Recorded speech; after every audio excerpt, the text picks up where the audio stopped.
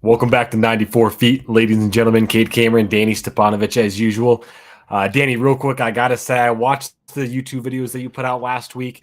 I think I had the mic set up in the wrong setting because I feel like you were getting the AirPod sound, not the mic sound. Hopefully, this fixes it. But as usual, we're doing this on Tuesday instead of a Sunday or Monday like we've been used to. But of course, that's just because we've been dealing. I mean, it's playoff season. We want to wait till that the end of Game 7 to get there, and here we are. We finally got our NBA Finals matchup for this season. But before we get into that, Danny, how you doing today? Pretty good, man. Got my little nap in. That's why I started the show a little late. Appreciate you. But doing good. We called Nuggets and Miami, but we didn't think it'd take 7 games for Miami to close it out. But we finally got that matchup. Yeah, exactly. And I think we discussed it a little bit on that last episode, but it did seem like it was going to be a runaway for both the Nuggets and the Heat. It was obviously a runaway for the Heat. Nuggets, when it had to do it in somewhat historic fashion, had to do it in a way that kept everybody on their toes, especially after that Game 6 loss in Miami with the Derek White put back on the missed three. But again, as we mentioned, as we almost predicted, it's finally here, the NBA Finals, Nuggets, Heat.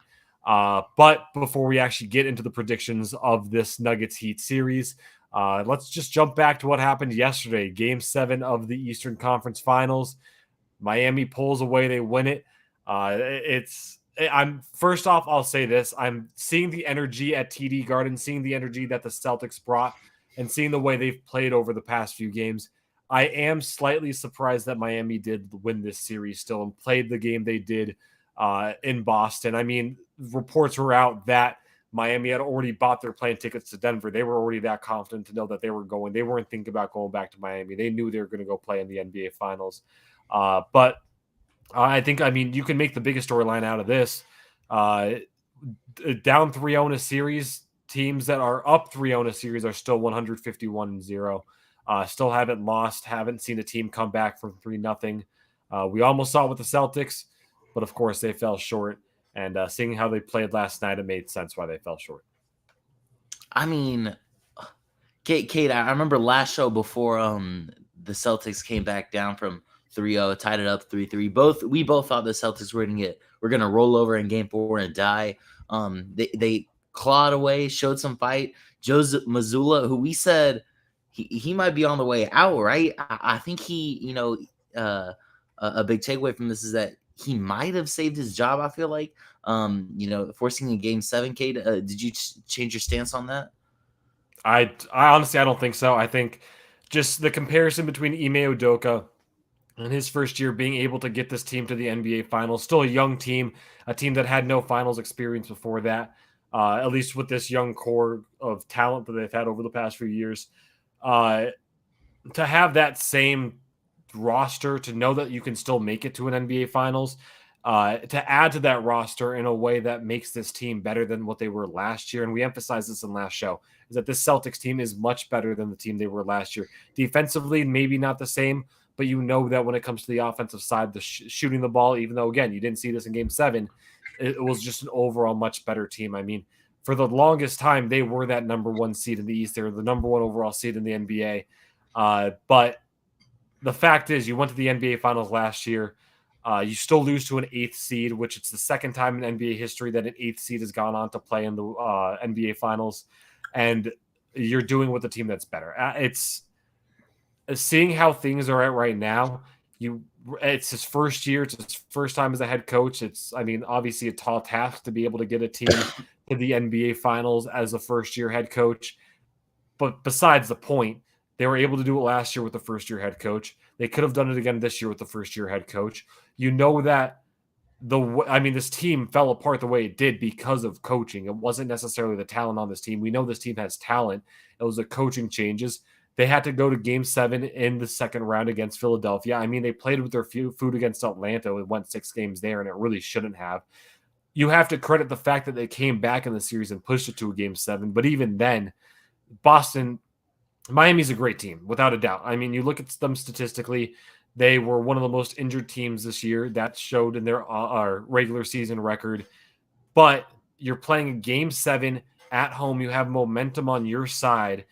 there should be no excuse for losing a game and losing it in this fashion. I mean, it's enough for me to say that despite the fact that he did play, I mean, he was a great coach in the regular season. He was able to get them to the Eastern Conference Finals. You can't expect to go to the NBA Finals every single year as much as you'd want your team to do that. But there's still obvious flaws, and I don't know if they're going to fire him. I don't think they're going to fire him, but I think it's safe to say that if this happens again next year, they will look in a different direction. I don't know. I'm gonna go the other way. I think Missoula, as terrible of a coach, I really do think he is. Lack of adjustments that we saw throughout the playoffs this series, the lack of having his team ready to play some of these games. I remember against the Hawks, they had the opportunity to close them out in 5. They couldn't. They really should have swept the Hawks. Next series, there was multiple chances that they could have closed out Embiid, and then in this Heat Celtics series. I wasn't too impressed. I didn't think we saw too many adjustments out of Missoula. We saw a little bit of Grant Williams in there, but really not too much. They really never got that offense going. I remember Robert Williams, I thought, had some great runs. I know he was sick in Game 7, but could have seen more of him. But I think he still saved his job, though, to be down 0-3. And at least show that he could coach up his team a little bit. I think they're gonna move forward with Jason Tatum and Jaylen Brown, even though I guess we could get into it if we think Jaylen Brown's gonna stay in Boston. But that'll be Jason Tatum's third coach in 3 years, something like that. Fourth coach in 4 years. So fourth coach. Wait, who was before? It was Brad Stevens, and then Stevens, Udoka, Missoula, and then if Missoula gets fired, this will be his fourth in as many years. And I don't know, it sounds like the Cleveland Browns of the NBA, just cycling head coaches. Probably something you don't want to do. When you already have a solid team and a solid roster. Exactly. Yeah, you don't want to be. I mean, but you throw it back to the situation that a lot of these teams have been in over this offseason already. You look at the Bucks, you look at the Sixers, the Suns, who have gone out and fired their head coaches. I mean, some of the best head coaches in basketball getting their jobs taken away from them. There has to be some blame somewhere. And I mean, again, you go to this Game 7 on one of the first possession for Boston. If you're a Boston sports fan, if you're a Celtics fan, you can take some blame on the fact that Jason Tatum rolls his ankle in the very first possession. You can tell that had an effect on him the entirety of the game. But you look at that stat line. I mean, Tatum only had 14. Derek White stepped up and put up 18 points, which, again, I mean, that's good for him. But when there's no other help around from the rest of your team, you look at the 3-point shooting that entire game.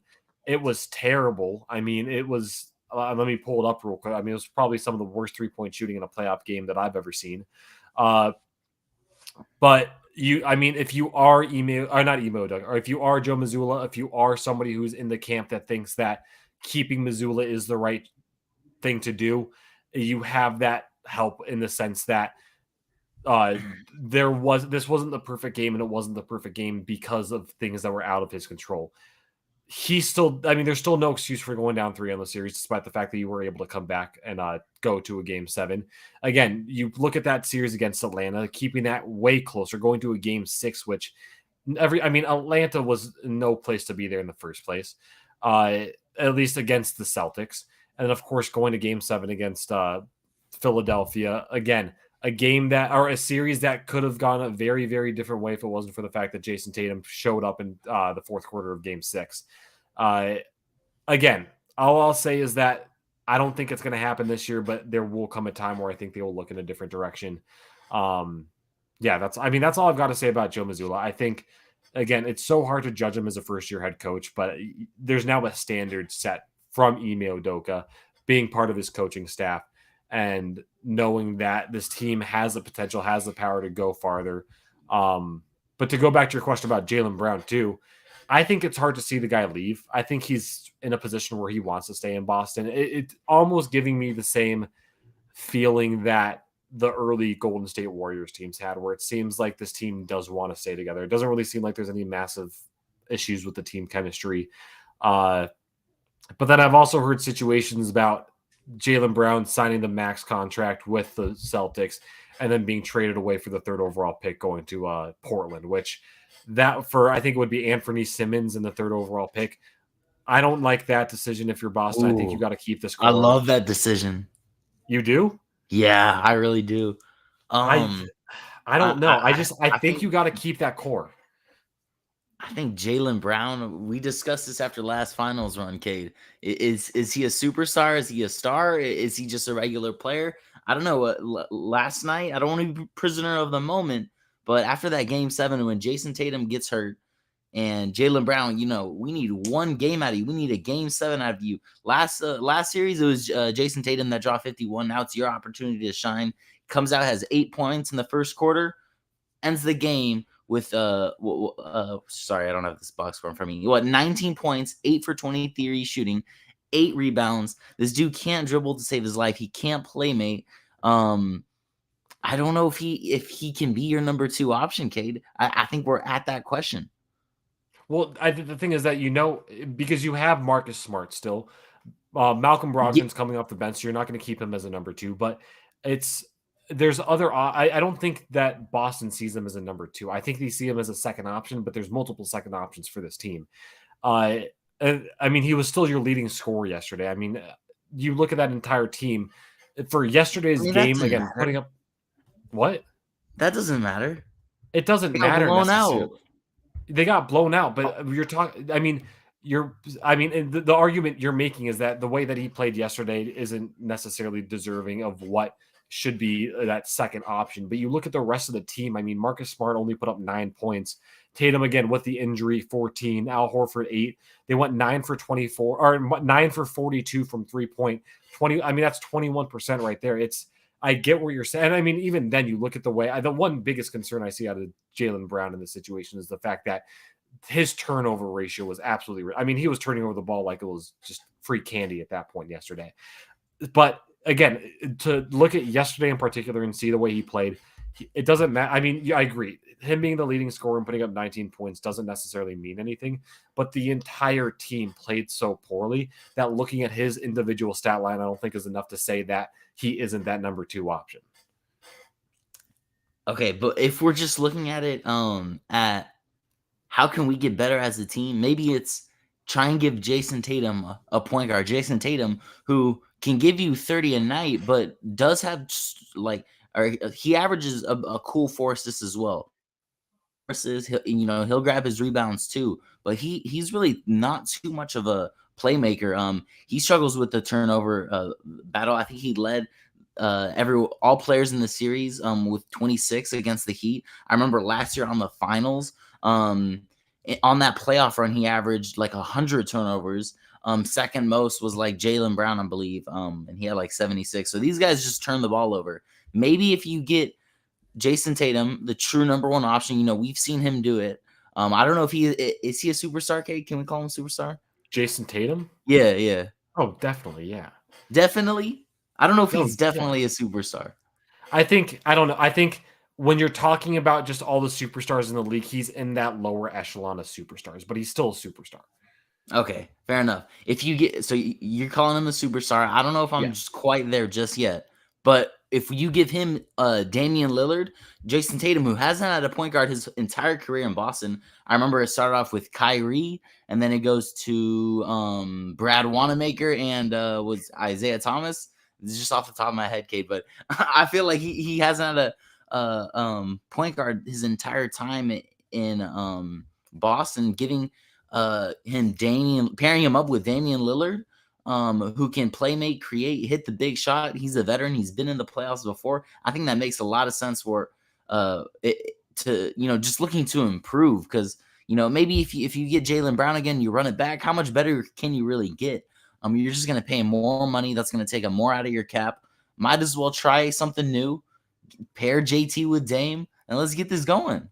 Oh, okay. Well, if you throw Dame into the conversation, then I agree. I would 100%. As of now, looking at winning a championship in 2024, I would make the trade to send Jaylen Brown to Portland if it means getting Damian Lillard. But that's not going to be. You were talking about the 3 pick and Simmons, huh? Yeah, and that's what I think that trade would be. I think it would be Jaylen Brown for the 3rd pick and Simmons, which in that situation, how much, I mean, you look at this draft class this year, it's going to be a stacked draft class no matter what. At the third pick, you're not going to be getting Wembayana, but you're still going to be having the chance at somebody like Scoot Henderson, who, again, isn't necessarily a guy that you can really put a lot of trust into yet just because we haven't seen him in the league. But he's going to go out there and I mean, again, it's hard to say that he's 100% going to be a certified bucket, but he's going to be a good basketball player. And it's time will tell how that will kind of switch up. But in the moment, if you're talking about winning a championship right now, yes, if you can get Dame, definitely make that happen. I would get 100%. If I was in Boston's shoes, I would 100% give up Jaylen Brown for Damian Lillard. But that's not, I mean, that trade isn't going to happen. They're not going to make that trade. It's going to be for that third pick in Simmons. And I just don't see that trade really working out in the favor of Boston in the moment. Now, of course, as mentioned, you get that third pick, you pick up a guy like Scoot Henderson. You are getting a point guard that could possibly be that next generational talent. But by the time he's ready to actually make it to a true NBA Finals appearance, who knows where the rest of this team is going to be? I mean, Marcus Smart might be gone. Jason Tatum probably won't be gone. I think that's a guy that Boston will plan on keeping long term. But I think there's a little more uncertainty with that right there. Whereas if you keep Jaylen Brown right now, you went to the NBA Finals last year. You lost in 7 games to the Eastern Conference Finals this year, and you showed those kind of points where this team has that potential to really go on these deep runs. And it showed during the regular season, showed in the Eastern Conference Finals. Despite the loss, they're still able to rattle 3 off and push it to a game 7. There's a little more, I guess, certainty where that team is right now. And as of now, they haven't lost it. I mean, they haven't won an NBA Finals, but they haven't necessarily lost in a fashion that would make anybody in Boston seem concerned. So as of now, I think you got to keep Jaylen Brown, see what maybe you can work with around the bench just to see if maybe there's some other help. I mean, you look at that, maybe try finding another center other than Al Horford. I'm not like, he's all right, but I don't think he's necessarily a huge pickup. But you look at the rest of that lineup, Jason Tatum, Marcus Smart, Derek White, and Jaylen Brown. You're looking at a lot of guys that are very inconsistent, but a lot of guys that also have the talent to get you to a 57-25 regular season record and push you to a game 7 in the Eastern Conference Finals. Yeah, fair enough. You talked me into it. I have been a Jaylen Brown fan. I don't know if I'm necessarily sold on this duo yet, but like you said, there are still ways that they can improve. Maybe that's, like you said, getting a center that can shoot the 3 like Al Horford, maybe a little bit faster, better defensively. Robert Williams, get him more minutes. I know he was sick in game 7. That's probably why he played less minutes, but I mean, he was shooting at an efficient rate throughout that Miami series. So yeah, not completely sold. I want to touch a little bit, or not completely sold on the Celtics, but I want to touch a little bit on the Heat. Cade, we've been wrong on the Heat all playoffs long. They proved us wrong.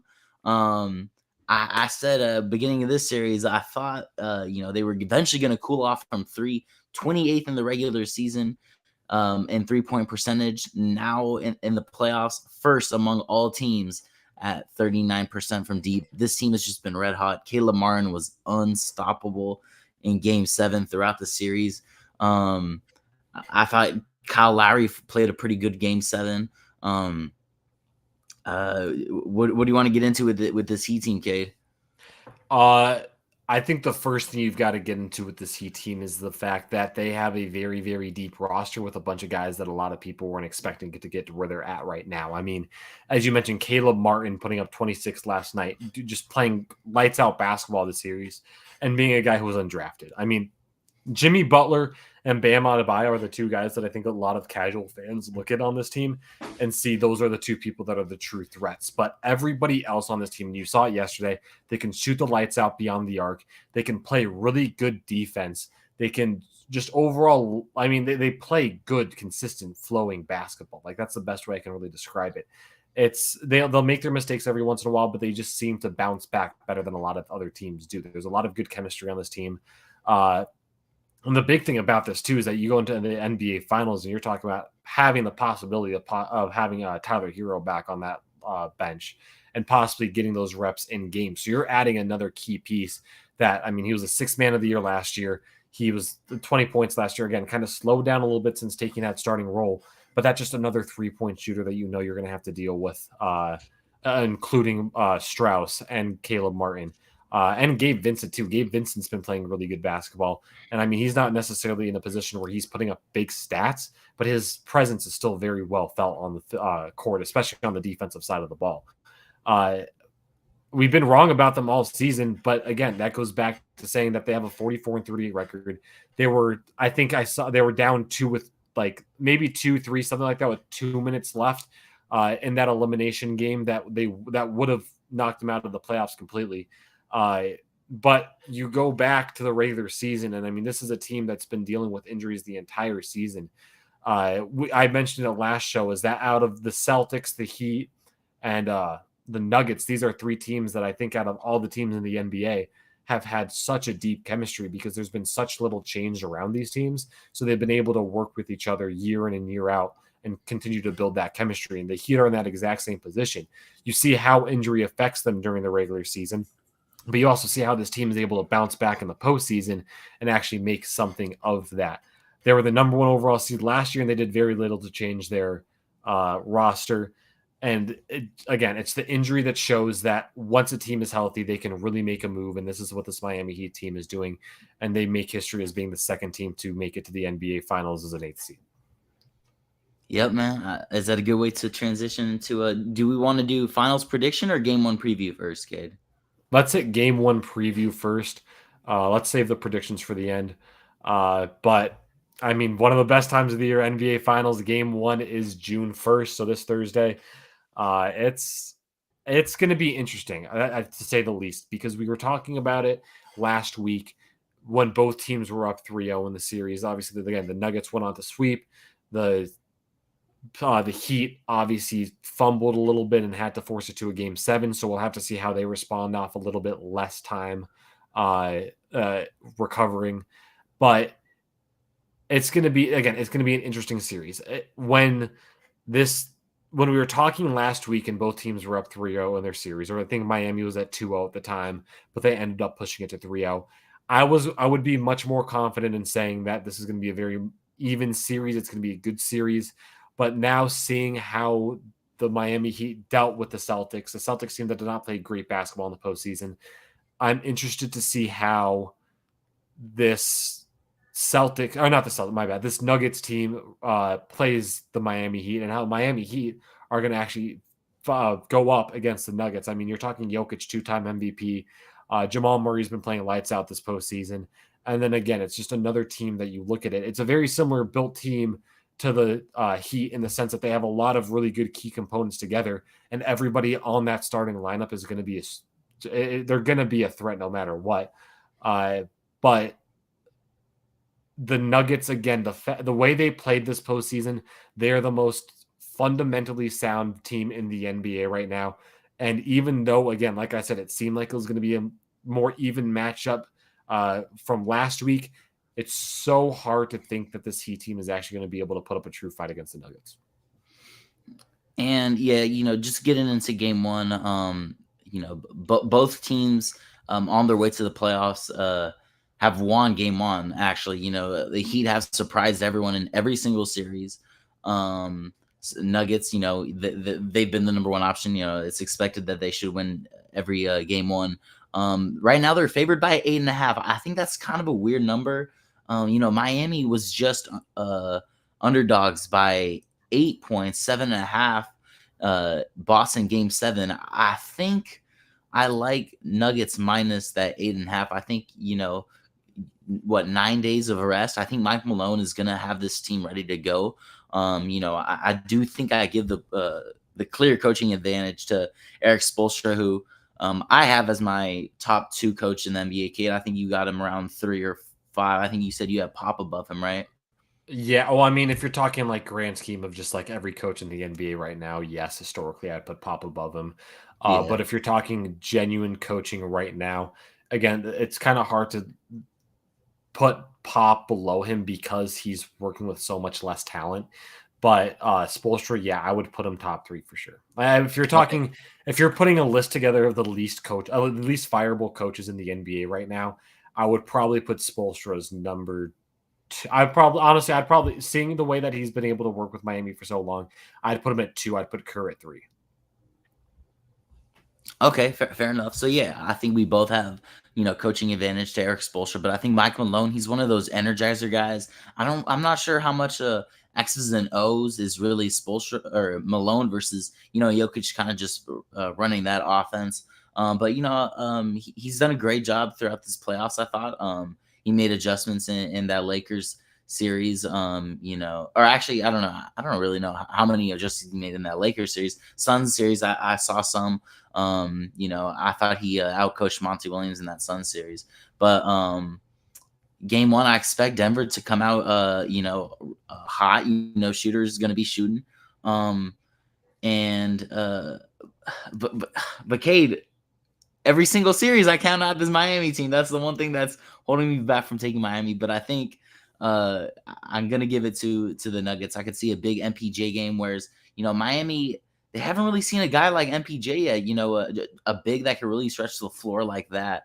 A 6'10" big like that. So Jason Tatum, you could call him MPJ clone, but Jason Tatum couldn't shoot the three at all against the Heat. So now the Heat are going to be going up against a much better 3-point shooting team than they've seen. So, maybe, I don't know. I could see the Nuggets jumping out big in game one.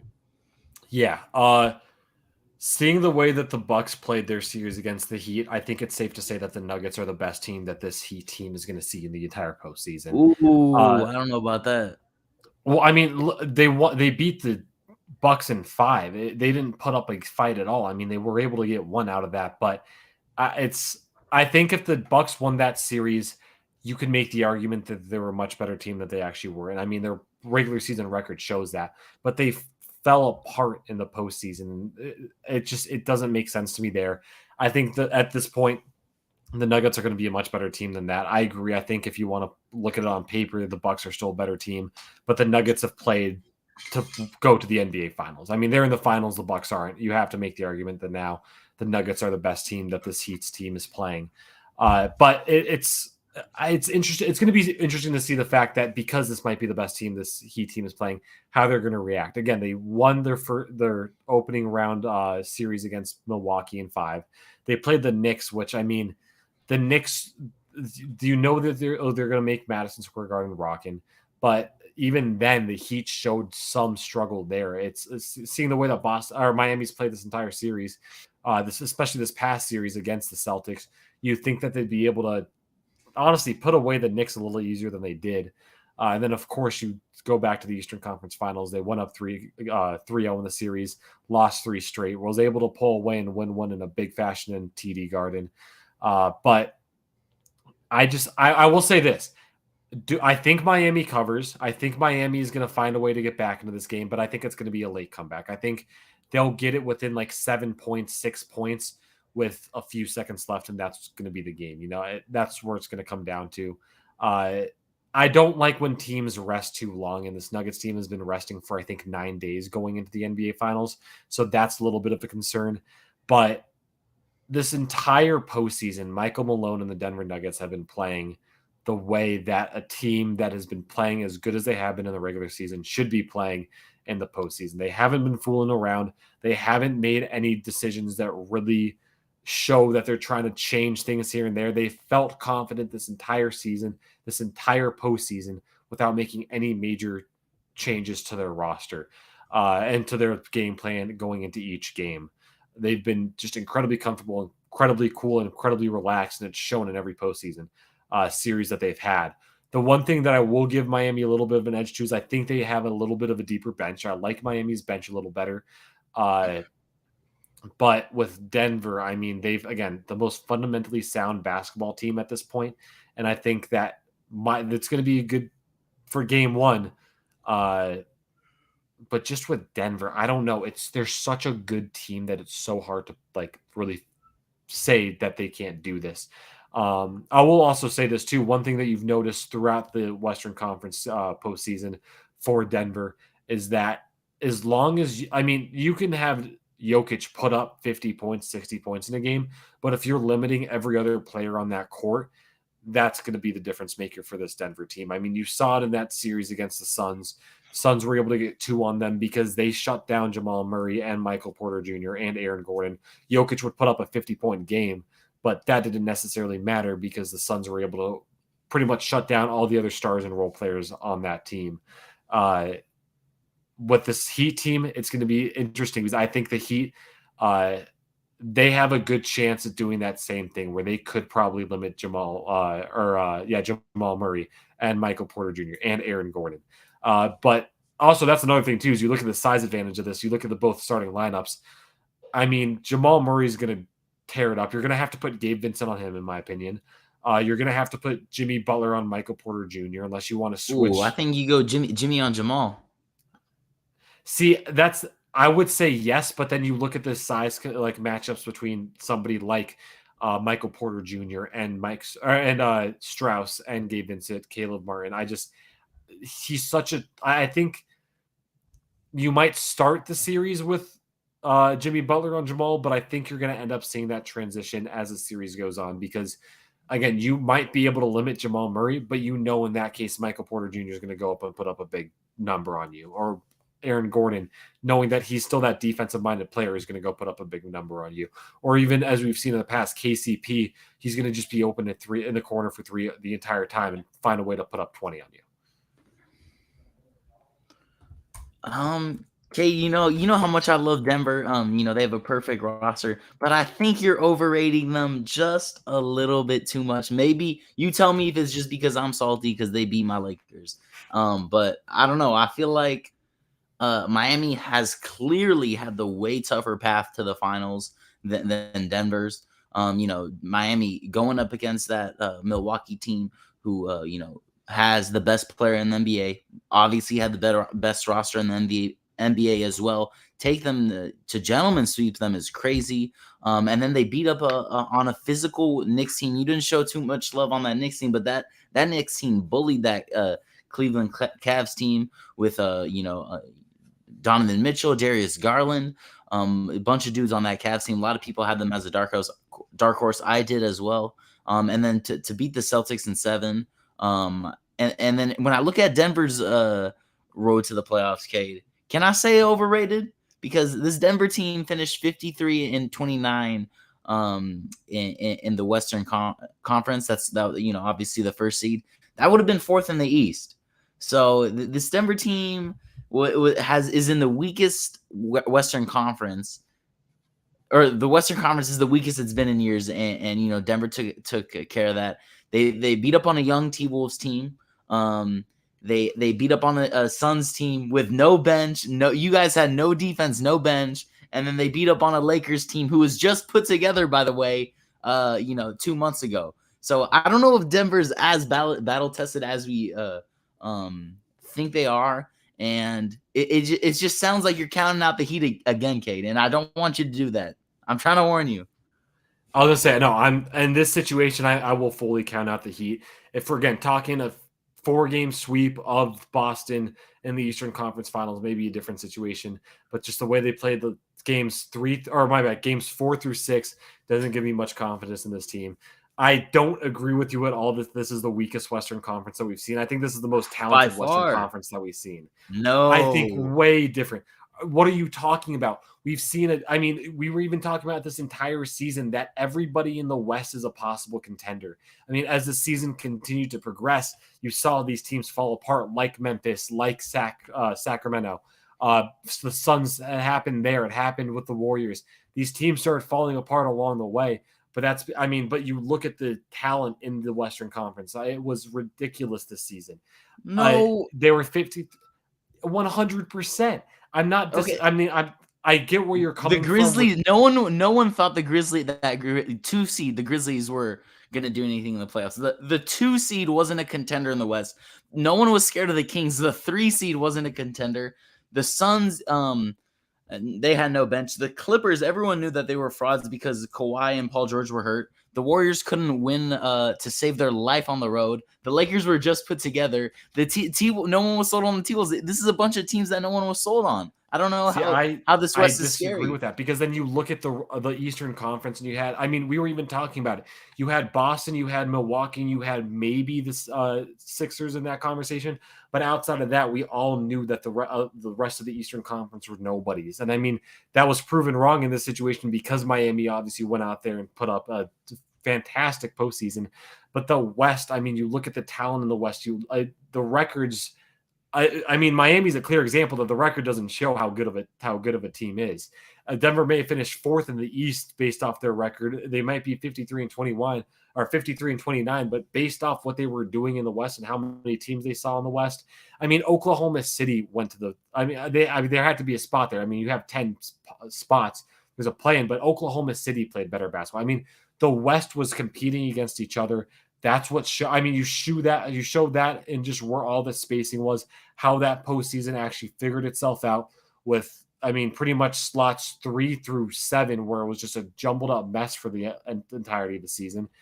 It's a very, very tough West. And I think, again, if you're looking at it from a record standpoint, yeah, it didn't necessarily look that deep, but the fact that the Nuggets have played the best basketball in the postseason so far, and they're, again, quote unquote fourth in the East. I get where you're coming from about not counting out the Miami Heat in this situation because of how good their postseason run has been. As the 8th seed, they had to go into the play-in. They had to beat the Bucks. They had to beat the Celtics. It wasn't easy for them, but the Nuggets are a fantastic team. Like I said, they're the most fundamentally sound team. They're the best team, and the West is a much better conference than what it looked like on paper this year. Another thing I'll say, Denver in the regular season, 14th in defensive efficiency. They cannot guard the winger shooting position to save their life. Anthony Edwards in that Timberwolves series averaged 31 points per game. D Book was averaging 30 points per game. With KD, another 30 points per game. LeBron James the next series averaged 27.5, 9.5, and 10. They cannot guard the wing possession or / shooting guard position, whatever you want to call it. Who do they have? Who does Miami have? The best shooting guard in the league, Jimmy Butler. Cade, don't make me take the Miami Heat. Hey, I'll say this, though, is that might be the case, but one way or another, they've won every series they've played. Their defense hasn't been spectacular, and they've been letting those players get big numbers. But the fact that they're still putting up better numbers and winning those games, in a situation like this, who cares if Jimmy Butler goes off? If they're able to defend and stop the rest of the team, I mean, Jimmy Butler's, in a sense, come down to earth since that first and second round. I mean, he's still playing great basketball, but he hasn't been putting up the same level of offensive stats that he has since that first round. Again, you can put up big stats in this series, and it doesn't matter if you aren't winning games. And it's shown this entire postseason with the Denver Nuggets. They're letting these stars put up big points, but they're still winning games. All right, fair enough. I don't know what your official prediction is, but I'm ready to get into mine, Cade. All right, let's hear. I want to, Okay. I'm assuming that I know you were kind of on the fence about it at the beginning of the show, but I was on the fence for it. Yeah, I was on the fence. I really want to take Miami. I think this is going to go 7 games. I really think, I don't know. I don't understand how Denver is a minus 400 favorite. The second largest favorite in the last 16 years. The largest favorite, by the way, that 2018 Golden State Warriors team, minus 1,000 against LeBron James, and LeBron James takes down the greatest team of all time. Only LeBron. Are you talking about 2016? 2016. Sorry. Yeah. And then okay, now I'm off track. Where was I, Cade? You're talking about Denver being the highest odds. Yeah. So I don't really understand that. I think Vegas is still disrespecting Miami. So a bet that I think I'm going to take is Miami plus 1.5 games. I think it's like minus 125 odds, something like that. So because as much as I think Miami can steal this series, Denver still has a lot of wing defenders that they can throw at Jimmy and Caleb Martin. Caleb Martin, who's just been tearing it up. Shout out to him. Undrafted dude, cut by the Hornets last year. All year long, he's been all right, but this dude's just been balling out, lights out. Like I said, man, Miami red hot from 3, number 1 in 3-point percentage in the playoffs. But KCP, MPJ, Bruce Brown, Christian Braun, these are all solid defenders. I don't know if they're necessarily shutdown defenders, but just guys that they can throw at Jimmy and Caleb Martin. I don't think also that Miami zone is gonna work against this Nuggets team who have shooters on the floor. MPJ, Jokic can stretch the floor apparently. He's chucking up threes on AD's head. I'm still salty about it. And yeah, MPJ, KCP, a 3-and-D player. Bruce Brown can shoot every once in a while. Denver has the second best opponent 3-point percentage. So I think Miami slows down, I guess, a little bit. Denver's been all right at defending the three. Second in 3-point defense in the regular season, like I said. Tyler Hero's set to return game 3, it looks like, Cade. I don't know if that's necessarily a good thing. I kind of like this Heat offense for what it's kind of turned into, whereas there's not really a facilitator. It's kind of just, it seems Gabe Vincent takes his turn. Bam takes his turn running the offense. Bam, by the way, been terrible, god-awful against Celtics. We didn't even get into that. Jimmy Butler kind of running the offense, and he kind of gets to drive in, dribble around like he a little bit, and then pass to the open shooter. That's what's been working with, whether that's Strus, Caleb Martin. So I think Tyler Hero, who if he could returns game 3. Last time I saw him in the playoffs, didn't look too good. I know he was hurt, but in that bubble against the Lakers, I remember he had a bad finals appearance as well. So I haven't really seen Tyler Hero do it in the playoffs, whereas I've seen Jamal do it. I've seen Jokic do it. So I think that makes a big difference, and I'll go Denver in 7. All right, Denver in 7. Okay, I can't disagree with you. Also, forgot to mention that Miami's going to altitude to play. Yeah, you're at right. least 2 games there. I mean, I don't know what it's been in Denver, but 3-point shooting has been dormant for all visiting teams. So I don't know. I think that's going to play a little bit of a role. I think Miami, if there's a team that adjusts to it as good as anybody, it would be Miami. I think they'd be able to figure that out. Danny, I know you're telling me not to doubt on Miami. I'm going to doubt on Miami. I'm going to take Denver in 5. I love this Denver team. I'm surprised. Sweep.